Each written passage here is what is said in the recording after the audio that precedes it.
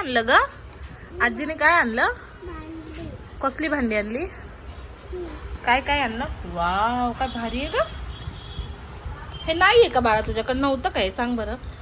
Cup नव्हतं, हे glass नव्हतं, ह्या प्लेटी नव्हत्या.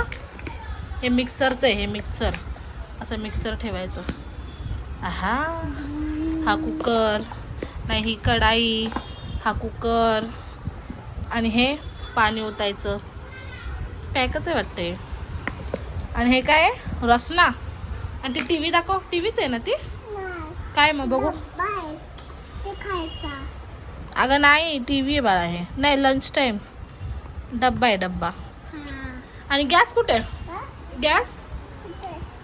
अरे गॅस नाही काढला तू? काढ ना गॅस. काढ.